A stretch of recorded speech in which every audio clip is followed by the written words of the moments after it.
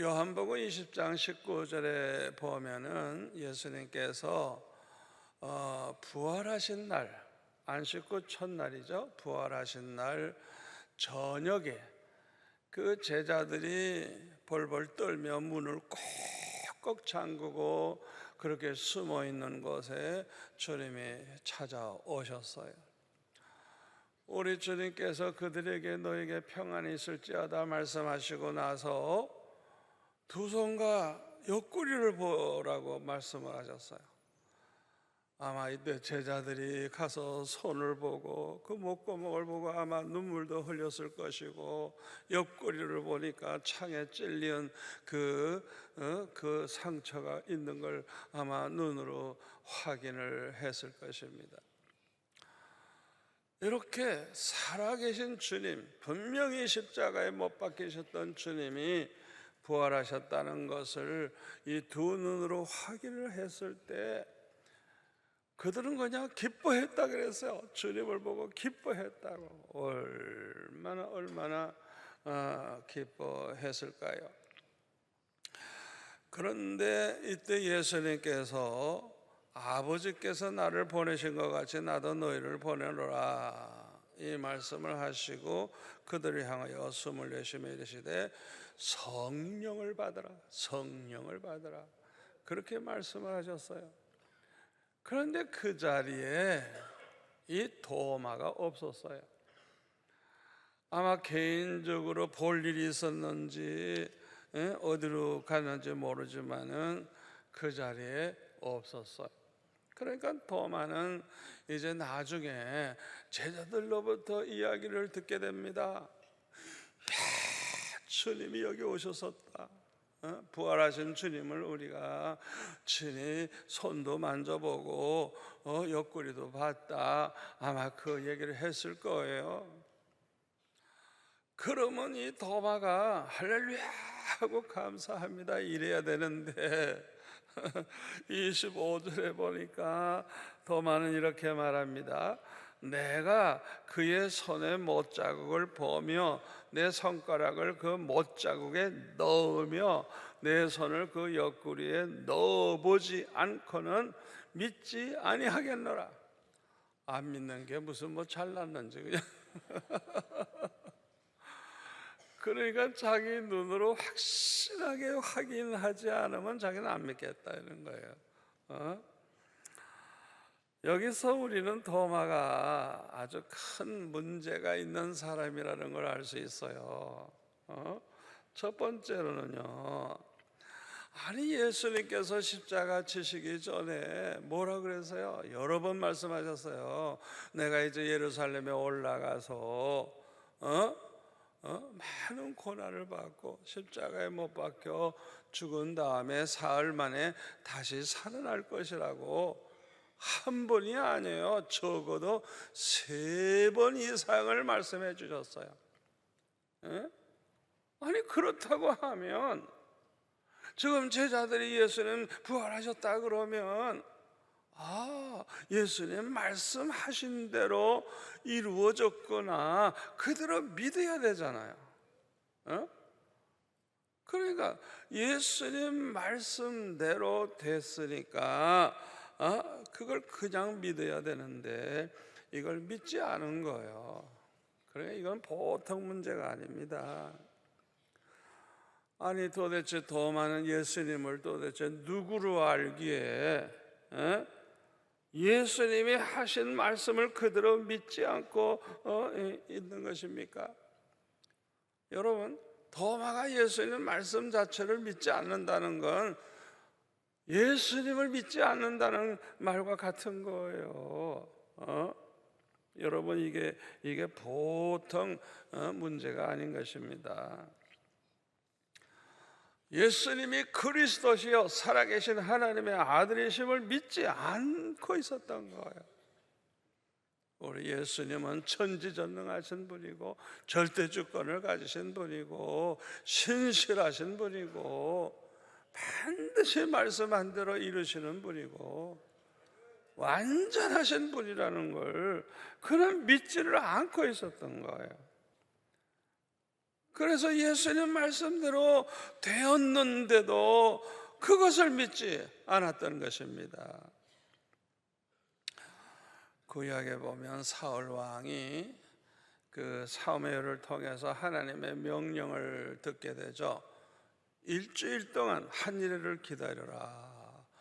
또 한 번은 아말렉을 완전히 그냥 살려두지 말고 전체를 전멸시켜라.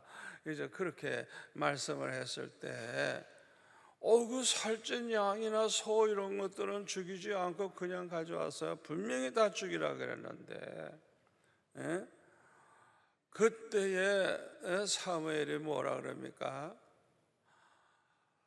왕이여, 당신은 여호와의 말씀을 저버렸으므로 여호와께서도 왕을 버리셨나이다. 하나님의 말씀을 저버리는 것은 곧 누구를 저버리는 거예요? 하나님을 저버리는 거예요. 여러분 그거 아셔야 됩니다. 우리가 하나님의 말씀을 믿지 않는 것은 곧 하나님 믿지 않는 것과 같은 거예요. 그러니까 사무엘이 하나님 말씀에 순종하지 아니하고 말씀을 저버렸어요. 그걸 무시해버리고 자기 멋대로 했단 말이에요. 그 행동은 하나님을 저버린 것과 같은 거예요. 그래서 하나님도 너를 저버렸다, 너를 버렸다. 그래서 너보다 더 훌륭한 왕을 세울 것이라, 그렇게 말씀을 했죠. 자, 두 번째로 도마가 왜 문제가 있는 사람이냐?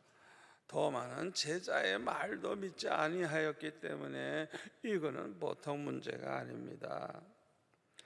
여러분, 도마가 이렇게 제자의 말을 믿지 아니한 것은 결국 제자들을 믿지 못할 사람으로 생각하고 있는 것을 증명하는 거예요. 아니 그동안 3년 동안 같이 먹고 자고 같이 지냈는데 그들이 어떤 사람인지 다 알 텐데 제자들이 하는 말을 안 믿는 거예요. 안 믿는 거예요. 그러니까 믿을 수 없는 사람으로 취급하는 것과 같습니다. 저와 여러분은 이 도마와 같은 사람 되지 마시기를 바랍니다. 그냥 무엇이든지 자기가 직접 봐야 되고 만져보아야 되고 먹어봐야 되고 행해보아야 믿겠다는 사람은 참 문제가 많은 사람이에요. 아마 우리 젊은이들 가운데는 참 돈 많이 벌었으면 좋겠다, 출세하면 좋겠다, 그냥 시컷 먹고 마시고 즐기고 그냥 내 하고 싶은 대로 다 한번 누려보면 좋겠다, 아마 그런 생각을 하는 사람이 있을 거예요. 우리가 그렇게 안 해봐도 결과 알 수 있어요. 누구를 보고? 솔로몬을 보면. 솔로몬 왕은 전도서에 보면은 그냥 무엇이 쾌락일까 알기 위해서 그냥 술도 만들어서 먹어보고 그냥 연못도 파고 동산도 짓고 뭐 소떼 양떼도 모아보고 금은보화를 쌓아놓고 살아보기도 하고, 그 다음에는 여자를 갖다가 1000명이나 데리고 살고, 하여튼 말도 못해요. 하여튼 재산도 어마어마하고, 또 얼마나 세계적으로 유명합니까? 자, 우리가 가지고 싶은 거, 누리고 싶은 걸 솔로몬은 다 누려본 사람이에요. 근데 결론이 뭐예요? 헛되고 헛되고 헛되니 모든 것이 헛되도다. 전도서 2장 17절에는 자기가 살아있다는 것 자체를 그냥 한스럽게 생각했어요. 그냥 하루하루 사는 게 너무너무 지겨운 거예요. 그러니까 하루하루 사는 게 즐거운 게 아니라 살아있는 게 너무너무 괴로워. 여러분, 솔로몬이 그러다가 죽었어요. 60세에 죽었어요. 요새 60세면 청년인데. 우리가 꼭 그 짓을 해봐야 됩니까? 지옥도 가봐야 믿겠다는 사람, 지옥 가면 못 나오지. 지옥도 가봐야 믿겠다는 사람, 아니 이거는 구제불능입니다. 이런 사람은 사람이 그러면 안 돼요. 내가 꼭 해봐야 아는 그런 바보가 되지 말고, 다른 사람들이 해봤어도 그 사람 통해서 결론을 알 수 있잖아요. 하여튼 이 더 많은 아주 문제가 많은 사람입니다. 저는 초등학교 6학년 때 예수 믿고 이제 은혜를 받았어요. 그런데 그냥 뭐 성경을 잘 모르니까, 아직 뭐 성경 다 읽지도 않았고 뭐 공부도 한 적 없으니까 그냥 하나님을 보고 싶은 거예요. 예수님을 만나보고 싶은 거예요. 그래가지고 교회 이제 2층에 올라가 가지고 혼자서, 저녁이 좀 깜깜했을 때인데 이제 기도를 특별히 혼자서 했어요. 아무도 없었어요. 그 본당에. 기도하기를, 아버지 하나님, 정말 살아계시다면 한번 나한테 보여주세요. 하나님 한번 보고 싶습니다. 그렇게 기도를 했어요. 그러는데 갑자기 불이 번쩍 하더라고요. 그래가지고 이야, 드디어 나타나나 보다 하고 눈을 떴더니, 글쎄 깜깜한 밤에 자동차가 지나가면서 라이트 불이 이렇게 비추는 그것이었어요. 그러는데 그 후에 우리 교회에 이제 외부에서 헌신 예배 때 이제 다른 교회 전도사님 한 분이 와서 이제 설교를 하는데, 이분도 똑같아. 한번 그냥 주님 만나보는 게 소원이라. 그래서 이제 상각산 꼭대기에 올라가면 그 위에도 굴이 있어요. 굴.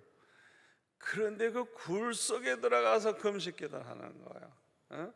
이 산 밑에도 기도원 있는 데가 아니고 그냥 맨 꼭대기에 그렇게 이제 굴이 있는데, 기도 제목은 뭐예요?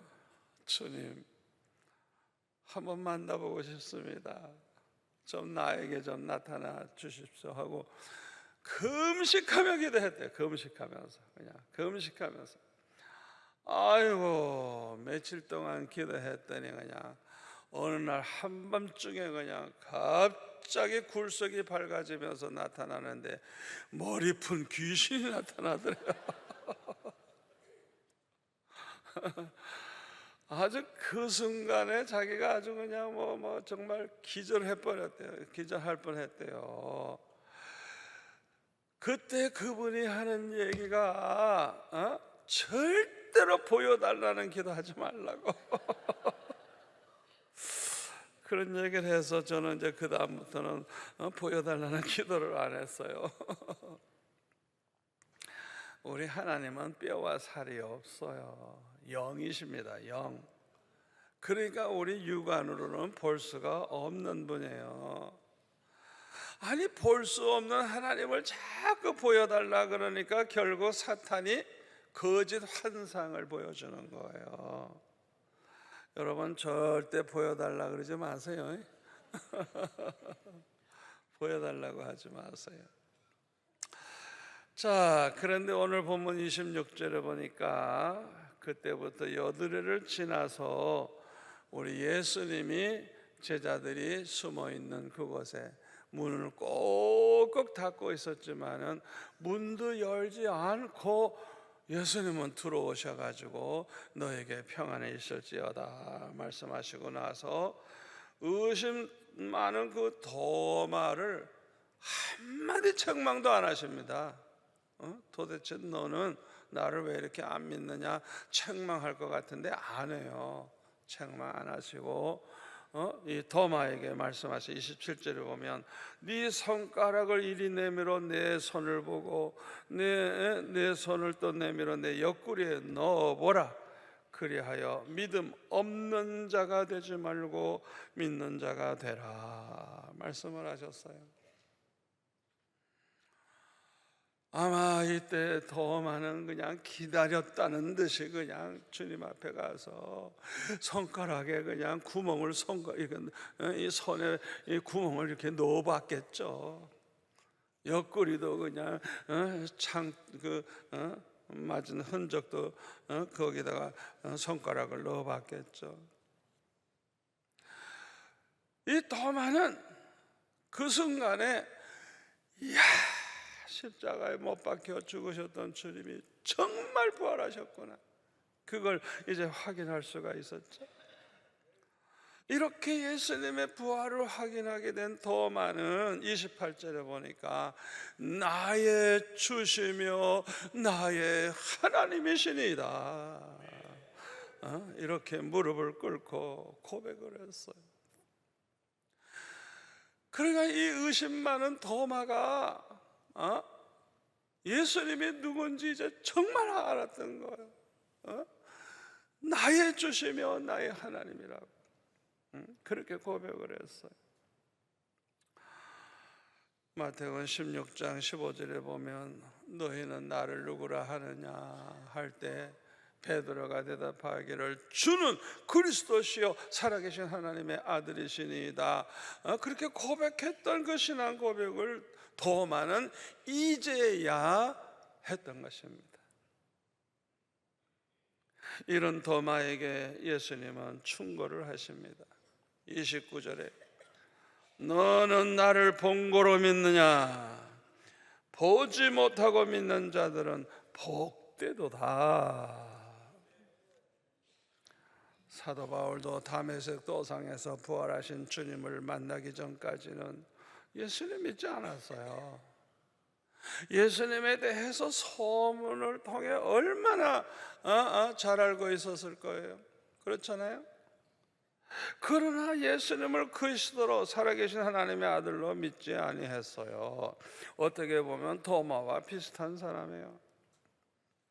그러나 부활하신 주님을 만나본 후에 완전히 변하여 새 사람이 되고 말았어요. 딴 사람이 돼버렸어요. 살아도 주를 위해 살고 죽어도 주를 위해 죽겠다고 하는 완전한 헌신을 해버렸어요. 이 사도 바울의 공로가 얼마나 큰지 몰라요. 성경에 보면 이 한 사람은 어떻게 보면 12명의 제자들보다 더 많은 우리 공을 세운 사람이에요. 저와 여러분은 부활하신 예수님의 두 손과 옆구리를 만져보지 못했어요. 그러나 저와 여러분은 예수님의 부활을 믿고 예수님이 그리스도시요 살아계신 하나님의 아들이심을 믿습니다. 그러니 저와 여러분은 참으로 복받은 사람인 줄 믿습니다.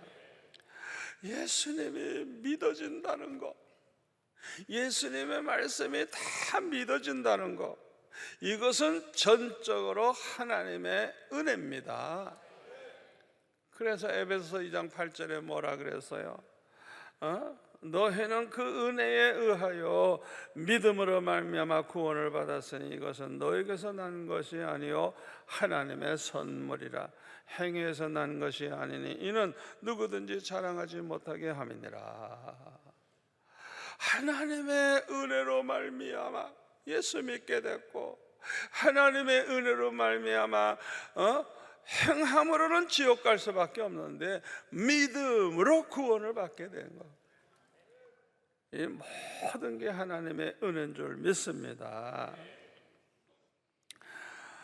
그러나 이렇게 하나님의 은혜로 예수 믿음으로 구원을 받게 되었어도 믿음이 너무나 작은 게 문제예요. 믿음이 작은 게 문제예요. 그래서 구원의 확신을 가질 때도 있지만은 때때로 이 구원의 확신이 흔들릴 때가 참 많은 것입니다. 어떤 때에 구원의 확신이 흔들리게 됩니까? 첫째로 깨어 기도하지 아니할 때 구원의 확신이 흔들리게 됩니다. 우리가 건강한 신앙생활을 하려면요, 항상 깨어 기도해야 됩니다.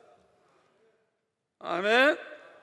우리가 항상 깨어 기도할 때 성령의 은혜 가운데 살게 되고, 따라서 구원의 확신이 견고해지는 것입니다. 그런데 깨어 기도하지 아니하니까 자연히 성령의 은혜 가운데 살지도 못하고, 따라서 구원의 확신도 흔들리게 되는 것입니다. 두 번째로, 어떤 때 구원의 확신이 흔들리게 되느냐? 하나님의 말씀대로 살지 아니할 때 구원의 확신이 흔들리게 됩니다.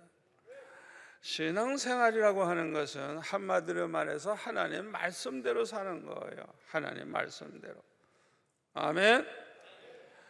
그러므로 우리가 하나님의 말씀대로 살면 우리 신앙생활이 아주 건강해져요. 또 그 말씀대로 사는 가운데 하나님이 얼마나 기뻐하시는지, 들어와도 복 받고 나가도 복 받고 손으로 하는 모든 일에 복 받고, 그 복을 누리면서 살게 되는 거예요.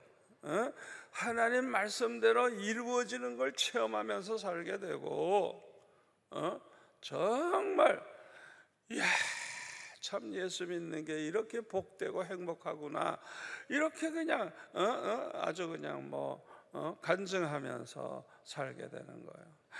말씀대로 살 때 신앙생활이 건강해지고, 그렇게 살 때 많은 복을 받게 되는 거예요. 그런데 말씀대로 살지 않게 되면 어떻게 되느냐? 하나님의 뜻을 저버리게 되고 마귀의 편에 서서 밤낮 마귀의 종노릇하고 죄의 종노릇하면서 살게 되는 것입니다. 여러분, 그거 아셔야 됩니다. 우리가 말씀대로 살지 아니하면, 깨어 기도하지도 않고 말씀대로 살지도 아니하면, 나도 모르는 사이에 이 사탄 마귀가 나한테 침투를 해가지고 공격을 해서 자꾸 악한 마음, 음란한 마음, 부정적인 마음, 감사하는 마음도 없어지고 그냥 불안하고 걱정투성이고 원망자라고, 악한 생각, 음란한 생각, 쓸데없는 생각이나 하고, 그래가지고 그냥 헤매게 되는 거예요. 헤매게 되는 거예요. 여러분 생각해 보세요. 그렇게 됐을 때 그 믿음의 상태가 어떻겠어요? 그러니까 구원의 확신이 흔들리죠. 우리가 이렇게 산다면 요거는 멸망으로 가는 길입니다. 하나님의 진노가 기다리고 있을 뿐이에요. 요한복음 3장 16절에 보면 하나님이 세상을 이처럼 사랑하사 독생자를 주셨으니 이는 그를 믿는 자마다 멸망하지 않고 영생을 얻게 하려 하심이라 그랬어요. 믿는 자마다 믿음으로 영생을 얻게 된다는 거예요. 얼마나 쉬워요. 믿는다고만 하면 되니까.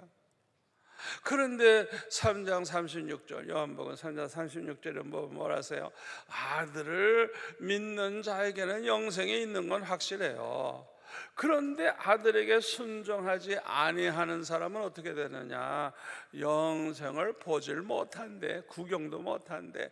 도리어 하나님의 진노가 그 위에 머물러 있대요. 언제 그 진노가 쏟아질지 몰라요.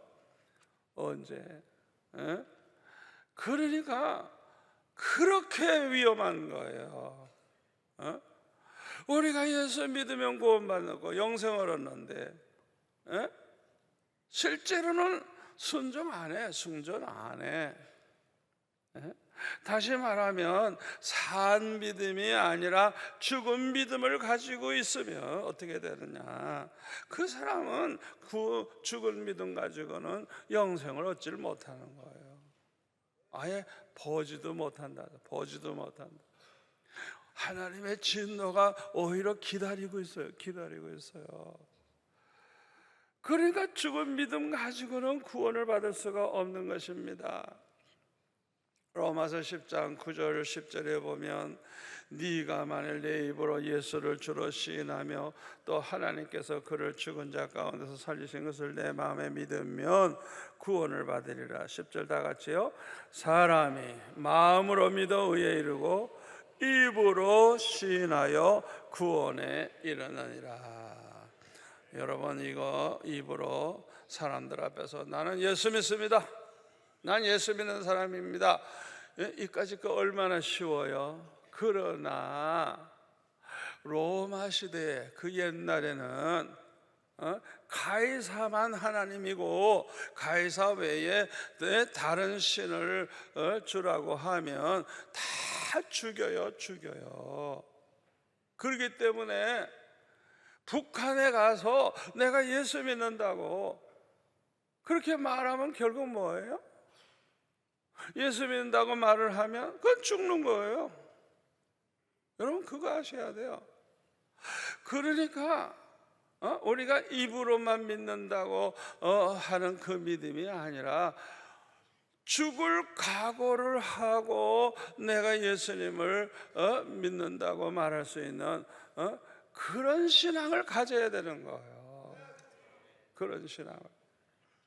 또 로마서 11장 2절 이하에 보면 하나님이 그 미리 아신 자기 백성을 버리지 아니하셨나니 너희가 성경이 엘리야를 가리켜 말한 것을 알지 못하느냐?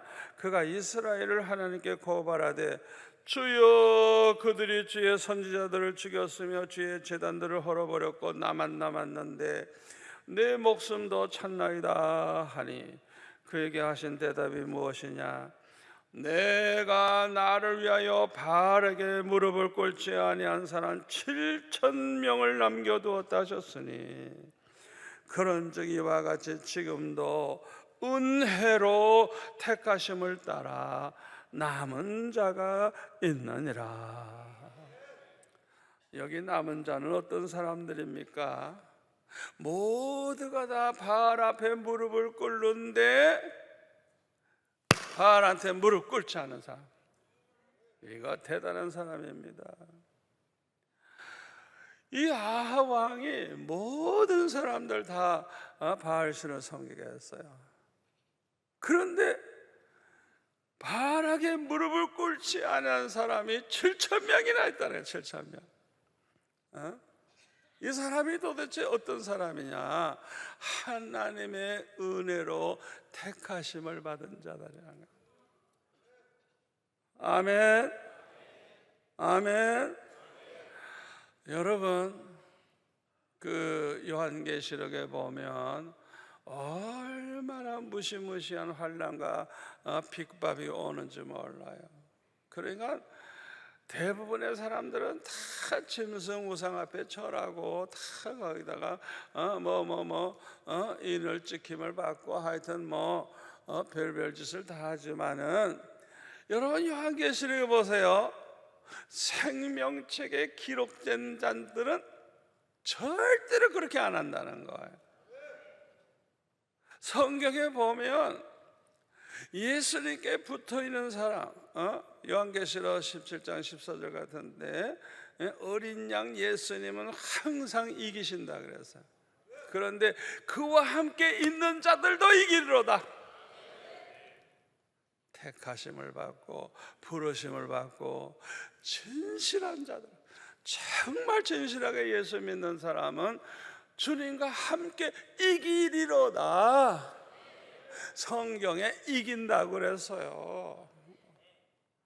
무엇보다도 요한계시록에 나오는 그 모든 환난과 풍파와 시험다, 그 모든 박해, 우리 주님이 만왕의 왕이 되시고 우리 주님이 심판주가 되셔서 그렇게 하시는 거예요. 주님이 실수하는 법 없어요. 하나님의 백성을 아차하고 놓치는 법 없어요. 소돔 고모라가 멸망할 때 의인 롯을 보세요. 의인 롯. 지체하고 흐르니까 그냥 천사가 그냥 강제로 막 끌고 나가잖아요. 뭐뭐 했다간 죽으니까. 그리고 서알성 산에까지 피하라 할 때 산에까지 못 가겠다고 요 앞에 조그만 서알성의 마을에 가서 좀 있게 해달라 그러니까 우리 하나님께서 이 롯만 살리는 게 아니고 그 서알성에 들어갔기 때문에 그 성도 하나님이 멸하지 않겠다. 할렐루야, 할렐루야. 소돔 고모라가 그냥 불심판 받아서 유황불로 그냥 완전히 멸망할 때 하나님의 택한 백성 의인들을 하나님이 얼마나 소중하게 여기시는가를 우리는 성경에서 볼 수 있는 거예요. 아멘. 여러분들 마찬가지예요. 구원받은 여러분들을 하나님께서 거둬가시려고 그러면 거둬가시지만은 여러분을 보호하신다고 하면 여러분을 하나님이 전능하신 분이기 때문에 실수하지 않고 완전하게 책임져 주실 줄 믿습니다. 이 부산을 다 멸해야 되겠다 그러면 우리를 잠깐 여행 가든지 어떻게 하든지 강제로 끌어내실 거예요. 걱정할 필요 없어요. 아멘. 우리 한번 따라서 할까요? 부산은 우리 때문에 복 받는다. 아멘. 우리 한국은 여러분들 때문에 복을 받습니다. 여러분 기도하는 백성, 하나님 섬기는 백성이 절대로 망하거나 버림받지 않아요. 여러분 우리나라 역사를 보세요. 아무리 위기가 와도 반드시 결과는 더 좋게 되고 더 좋게 되고 더 좋게 되고. 아멘. 지금까지 지나온 과거를 한번 생각해 보라고요. 얼마나 6.25 전쟁 때 얼마나 비참했습니까? 전 서울 사람이라 그냥 서울에서 그냥 뭐 완전히 그냥 모든 걸 다 경험한 사람인데 완전히 그때는 망할 수밖에 없는 거예요. 그러나 하나님께서 그런 극적인 상황에서도 이 나라를 이렇게 일으켜 주시고 살려주셔서 오늘날 경제 대국이 되게 하시고. 아멘. 여러분들과 같은 기도의 사람, 여러분들과 같은 믿음의 사람이 있는 한 절대 하나님이 버리지 않아요.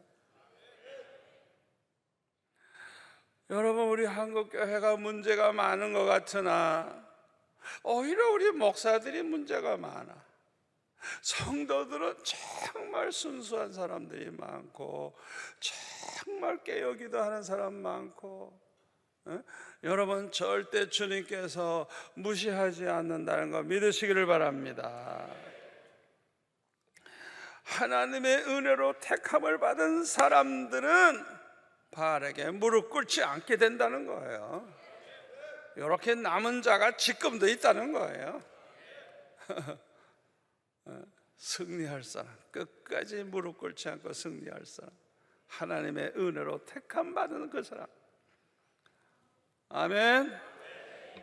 저와 여러분은 하나님의 은혜로 택함 받은 줄 믿습니다. 마태복음 7장 그 15절에 보면은 거짓 선지자를 삼가라 말씀하시면서 이제 20절에 보니까 그들의 열매로 그들을 안다 말씀을 하셨어요. 거짓 선지자인지 아닌지 뭘 보고 아느냐? 열매를 보면 안 돼. 열매. 어떤 열매냐? 21절 하나님의 뜻대로 사는가 안 사는가 그걸 보면 안다는 거예요. 여기 하나님의 뜻대로 산다는 게 뭐냐? 마태복음 21장 31절에 보면 두 아들의 비유가 나와요. 큰아들 보고 야, 너 오늘 포도원에 가서 일해라 그랬더니 예 해놓고 안 갔어요. 이번에는 둘째 아들에게 야, 너 오늘 포도원에 가서 일 좀 해라 그랬더니 싫어요 하고 요 농땡이가 이렇게 했어요. 그런데 뉘우쳤어요. 아이고, 내가 아버지 너무 섭섭하게 해드렸구나. 자기가 뉘우치고 돌이켜서 가서 포도원에 가서 일을 했어요. 두 아들 중에 누가 아버지의 뜻대로 행했죠? 작은 아들이죠. 아멘. 하나님의 뜻대로 산다는 것은 곧 뭐예요? 주님 말씀대로 사는 거예요. 말씀에 순종하는 거예요. 순종하는 거예요. 내가 그동안 말씀대로 살지 못했다고 하면 뉘우치면 돼. 회개하면 돼. 아멘. 돌이키면 되는 거예요. 돌이키면 되는 거예요. 여러분 꼭 명심하세요. 여러분 과거가 중요하지 않습니다. 과거에 뭐 세리였든지 창녀였든지 상관없어요. 현재가 중요한 거예요. 현재가. 아멘. 지금까지 말씀대로 살지 못했다면 빨리 회개하고 하나님의 말씀대로 이제 살면 이 사람은 이제 돌이켜서 하나님의 뜻을 따라 사는 사람이 되는 거예요. 에스겔서 18장 21절에 보면 그러나 악인이 만일 그가 행한 모든 죄에서 돌이켜 떠나 내 모든 율례를 지키고 정의와 공의를 행하면 반드시 살고 죽지 아니할 것이라. 과거에 그가 범한 죄 하나도 기억함이 되지 아니하리니. 여러분 우리가 이제 돌이켜서 바르게 살면 과거의 죄는 하나도 하나님이 기억하지 않는데요. 무시해버린대요 그냥. 아멘. 그리고 지금 내가 돌이켜서 행한 공의로 살리라. 주 여호와의 말씀이니라. 내가 어찌 악인이 죽는 것을 조금인들 기뻐하랴. 그가 돌이켜 그 길에서 떠나 사는 것을 어찌 기뻐하지 아니하겠느냐. 우리 하나님의 마음을 여기서 알 수가 있어요. 여러분 과거에는 말씀대로 못 살았다고 할지라도 그것을 회개하고 돌이켜서 말씀대로 살면 이제는 우리는 하나님의 뜻대로 사는 자로서의 열매를 맺게 되는 거예요. 여러분 특별히 우리는 예수님의 계명대로 살아야 돼요. 예수님의 계명이 뭐죠? 요한복음 15장 12절 내가 너희들을 사랑한 것과 같이 너희들도 서로 사랑해라. 그게 예수님의 계명이에요. 서로 사랑하라. 서로 사랑해라. 우리가 이 계명을 그대로 지키면서 산다고 하면 어떤 복을 받느냐? 요한복음 14장 21절에 보니까 나의 계명을 지키는 자라야 나를 사랑하는 자니. 예? 이 믿음이라는 건 사랑으로 나타나거든요. 그러니까 정말 그 사람이 믿는 사람이라는 거예요. 하나님을 사랑하는 자니 나를 사랑하는 자는 내 아버지께 사랑을 받을 것이요 나도 그를 사랑하여 그에게 나를 나타내리라. 여러분 여기 나타낸다는 게 뭔지 알아요? 주님이 말씀으로 찾아오시는 거예요. 말씀해 주시는 거예요. 말씀해 주시는 거예요. 찾아오셔서 우리의 계획을 말씀해 주시고 우리를 향한 하나님의 뜻을 말씀해 주시고 우리를 얼마나 사랑하는지 말씀해 주시고 앞으로 하나님께서 우리에게 어떤 축복을 주실 것인가 말씀해 주시고 우리를 통해 어떻게 영광 받으실까를 말씀해 주시고 저는 그런 말씀을 다 들은 사람이에요. 주님이 다 말씀해 주셨어요. 그 말씀대로 제가 살고 있는 거예요. 지금 그 말씀대로 이루어지고 있는 거예요. 말씀으로 나타내시는 거예요. 형상은 없어요. 아멘. 그래서 우리가 주님의 이 계명을 지키면 말씀해 주시는 주님을 만나는 축복을 받게 되는 거예요. 우리가 어려움 당할 때마다, 걱정거리가 생길 때마다 주님이 말씀해 주시면 얼마나 기쁘고 얼마나 좋을까요? 그것은 체험해 본 사람만이 알 수 있어요. 또 요한복음 14장 23절에 예수께서 대답하여 이르시되 사람이 나를 사랑하면 내 말을 지키리니 내 아버지께서 그를 사랑하실 것이요 우리가 그에게 가서 거처를 그와 함께 하리라. 나를 사랑하면 내 말을 지키리니, 주님 말씀대로 순종하는 것이 곧 주님께 대한 사랑이에요. 아멘. 주님을 사랑한다면 기쁨으로 순종을 해야 되는 거예요. 여러분, 우리 예수님이 우리를 사랑하신 것처럼 우리도 서로 사랑하라는 것이 주님의 계명인데, 주님이 우리를 얼마나 사랑하셨어요? 얼마나 사랑하셨어요? 우리의 죄를 짊어지고 대신 십자가에 못 박혀 죽으심으로 우리의 죄를 다 대속해 주시고 우리에 대한 그 하나님의 사랑을 그냥 확증시켜 주시고, 아멘. 우리가 하나님 앞에서 원수 노릇을 할 때에 진노받아야 되는데 우리를 위해 주님이 죽어주심으로 하나님과 화목하게 해주시고 주님이 다 해결해 준 거예요. 우리 주님이 우리를 그렇게 사랑하셨어요. 그렇게 사랑하셨어요. 그러므로 우리는 마태복음 5장 44절 말씀대로 우리도 원수를 사랑하고 우리를 받게 하는 자를 위해서 기도하는 사람이 되어야 되겠어요. 우리 예수님은 십자가에 달리셨을 때 저들의 죄를 저들에게 돌리지 마옵소서, 저들이 하는 일을 알지 못함이니이다. 마땅히 저주받아야 되고 심판받아야 될 인간을 향해서 우리 주님은 그렇게 기도해 주셨어요.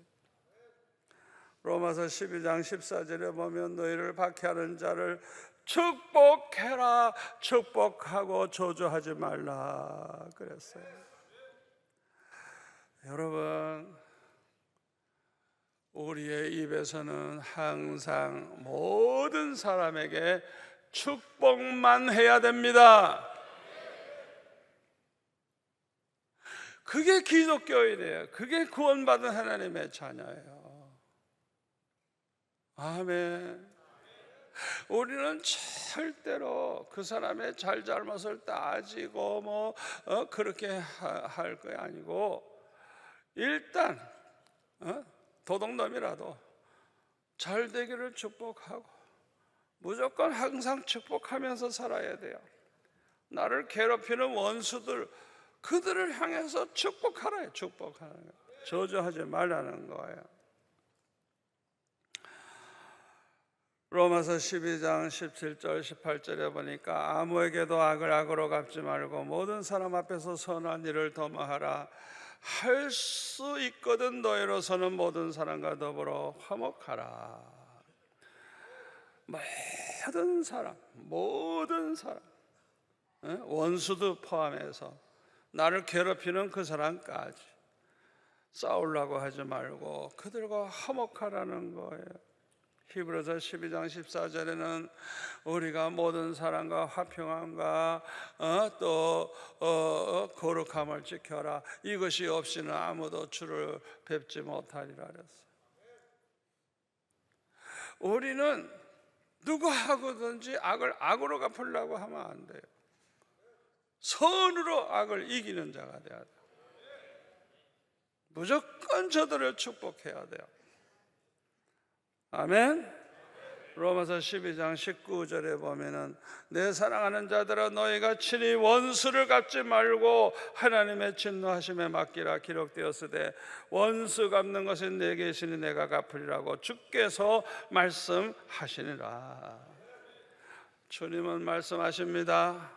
네 원수는 내가 갚을 테니까 걱정 마라. 너는 그들을 축복만 해라. 축복만 해라.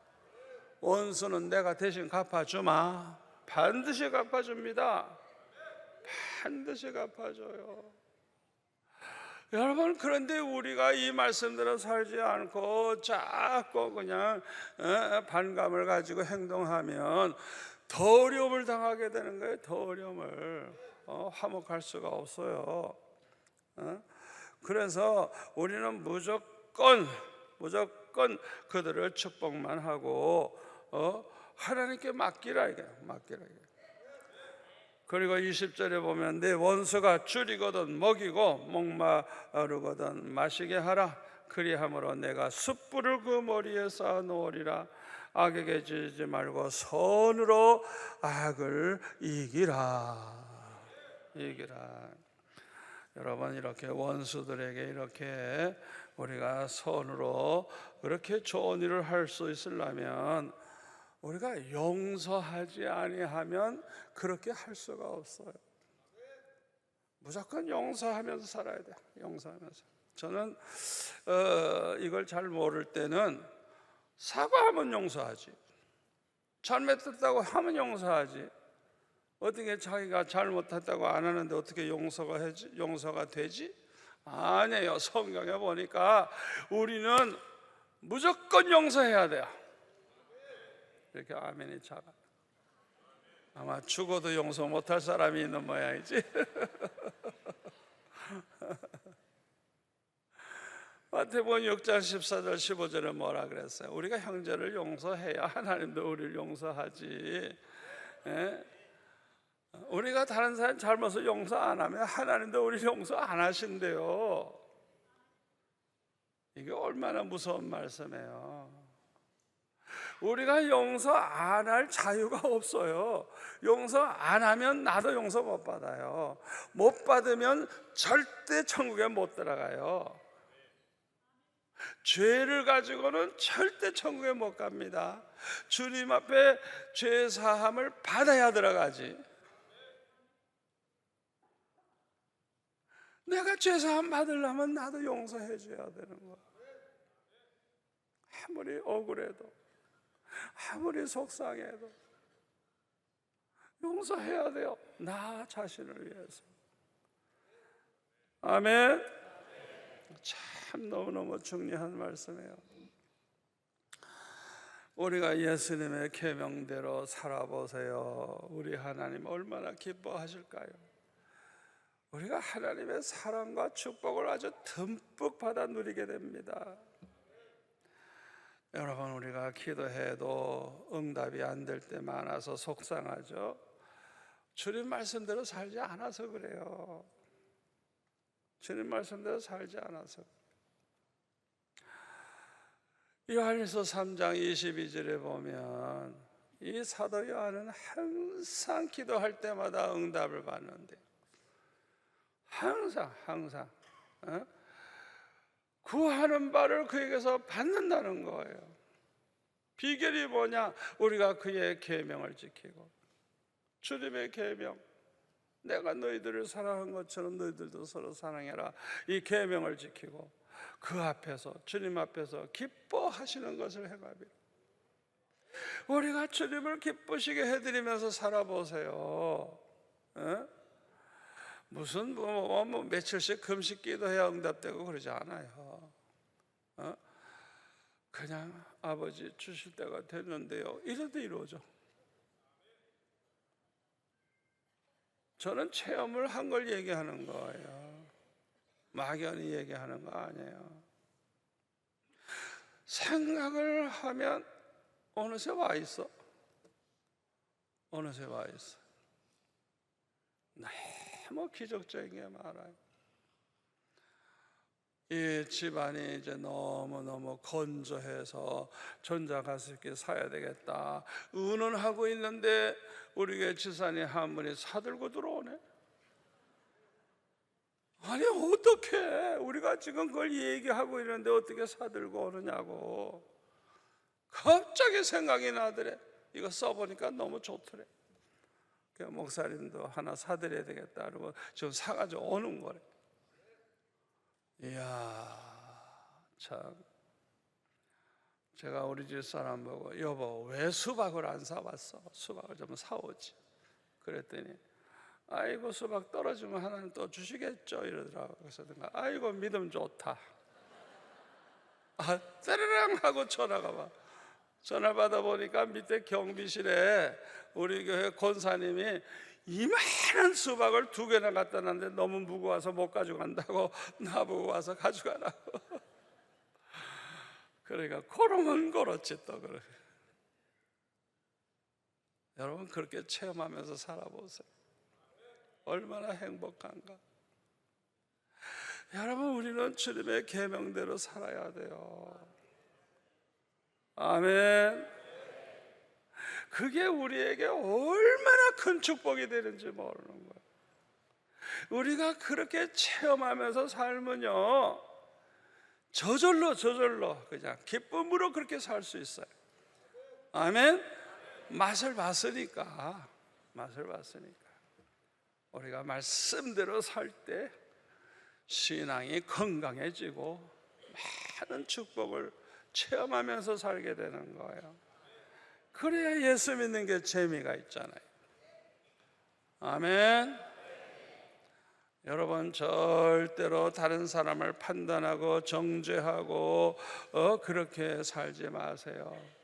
무조건 그들을 축복만 하세요. 그들을 축복하며 기도해 주세요. 원수 갚는 건 하나님이 다 갚아준다 그랬어요. 우리가 할 일은 그저 그들을 축복해주고 안아주고 그들에게 언제나 좋은 말만 해야 돼요. 그러면 하나님이 영광을 받으시는 거예요. 원수 갚는 건 주님이 다 해결해 주니까 우리가 할 일이 아니에요. 저는 이 말씀을 깨닫고 그대로 살다 보니까 얼마나 받은 복이 많은지 몰라요. 제가요 이 주님의 음성을 듣고 이렇게 주님의 뜻을 알고 이제 항상 순종할 수 있었던 것은 제가 특별히 전도사 때 기도 많이 했어요. 전도사 때. 왜냐하면 이 전도사로서 이제 앞으로 어떤 길을 가야 될지 어떤 교회로 가야 될지 뭐 여러 가지 결정해야 될 게 많잖아요. 그러면 저는 그냥 서울의 그 청계산에 올라가서 그 기도원에 있는데 항상 거기 가서 기도했어요. 기도 제목은 다른 게 아니에요. 아버지 나는 하나님의 뜻대로만 사는 게 내 소원이니까 그냥 한마디만 해주세요. 하나님의 뜻이 무엇인지 이거다 저거다 아니다 그렇다 뭐 하든지 하여튼 한마디만 해주세요. 난 그대로 할 거예요. 그걸 놓고 며칠씩 금식기도 하는 거예요. 그 한마디 듣기 위해서. 그런데 언제나 주님이 말씀해 주셔서 할렐루야 감사합니다. 그때 그 주님이 말씀해 주실 때 기쁨, 또 그때 그냥 얼마나 강한 믿음이 생기는지, 얼마나 강한 믿음이 생기는지.